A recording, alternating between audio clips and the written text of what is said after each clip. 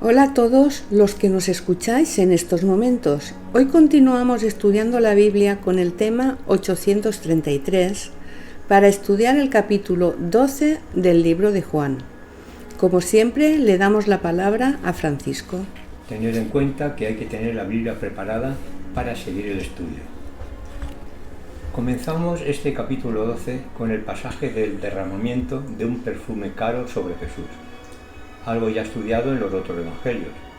No obstante, como siempre, cada evangelista lo enfoca desde diferente punto de vista.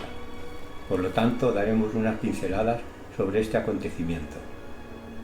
Juan no concreta dónde fue la cena, pero los otros evangelios dejan claro que fue en casa de Simón, al que Jesús había sanado de la lepra.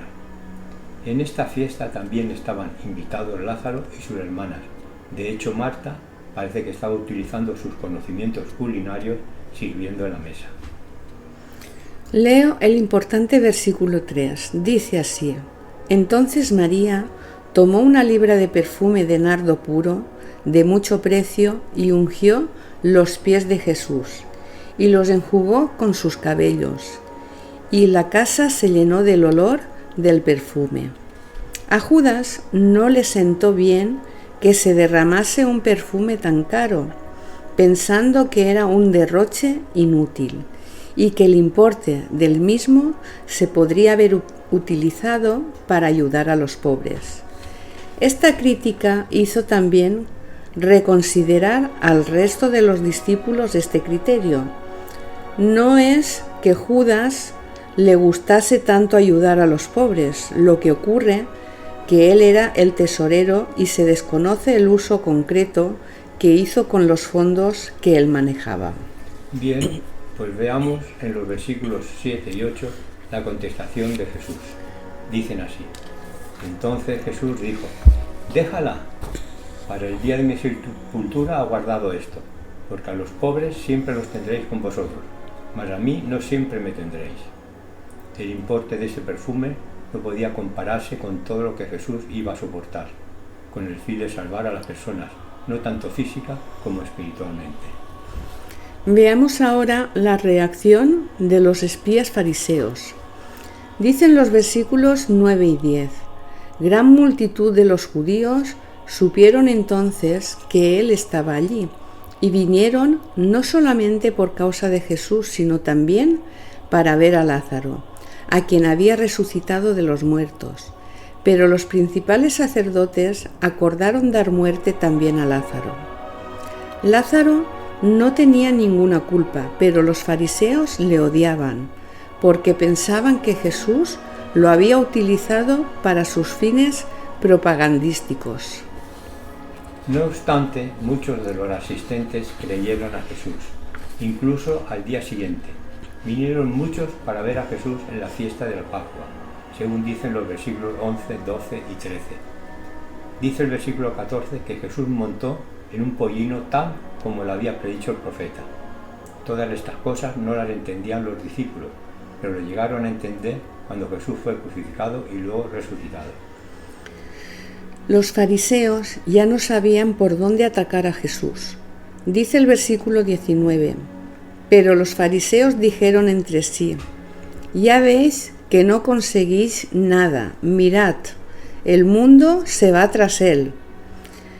Todos estos testimonios de Jesús fueron tan espectaculares que llegaron seguidores de las enseñanzas de Jesús desde fuera de Judea, según consta en los versículos 20, 21 y 22. A continuación, podemos ver una serie de enseñanzas que, en principio, no entendió la gente, pero que fueron testimonio para cuando Jesús murió y resucitó.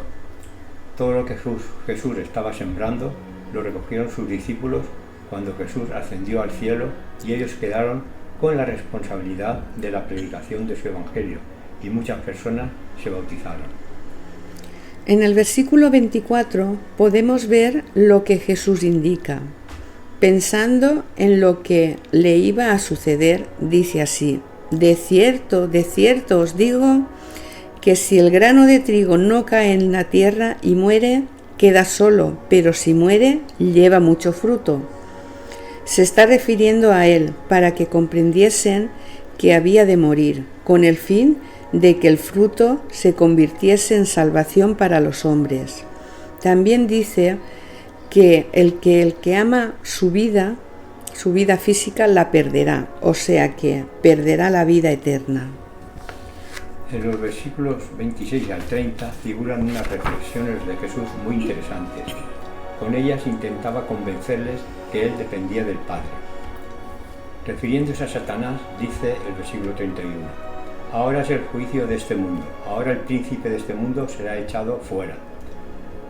Con la muerte de Jesús el enemigo había vencido y quedaba asegurada la salvación para todos los que en él crean. Dicen los versículos 32 y 33, y yo, si fuere levantado de la tierra, a todos atraeré a mí mismo. Y decía esto dando a entender de que muerte iba a morir. Había de ser levantado a la cruz para cumplir su misión, para que de esta forma creyeran que él era el Hijo de Dios. A pesar de los testimonios y las advertencias de Jesús, todavía había muchas personas que eran reacias a sus enseñanzas. Dice el versículo 40, cegó los ojos de ellos y endureció su corazón, para que no vean con los ojos y entiendan con el corazón y se conviertan, y yo los sane. Veamos en el versículo 42 cómo podían pensar los dirigentes religiosos. Dice así, con todo esto, aún los gobernantes, muchos creyeron en él, pero a causa de los fariseos no los confesaban, para no ser expulsados de la sinagoga. Esto también ocurrió en el pasado, cuando en la Reforma, que muchos reyes y gente importante no se atrevían a apoyar la Reforma por miedo a la excomunión papal, el cual disponía de mucho poder. Ya en los versículos 44 hasta el final, Jesús sigue intentando en público y por última vez, porque su final estaba cerca, que las personas crean en Él y en el Padre, que lo envió. Los judíos creían que recibirían la salvación porque se esforzaban en el estudio y la observancia de la Torá. Muchos de ellos depositaban su esperanza de vida eterna en el hecho de ser descendientes de Abraham. Jesús les advirtió que solo los que lo aceptan a Él como el Hijo de Dios y como el Salvador del mundo serán salvados. Dice Juan 17:3, esta es la vida eterna, que te conozcan a ti, el único Dios verdadero, y a Jesucristo a quien has enviado. Acabamos el estudio por hoy. Mañana continuaremos estudiando la Biblia con el tema 834. Bendiciones y hasta mañana.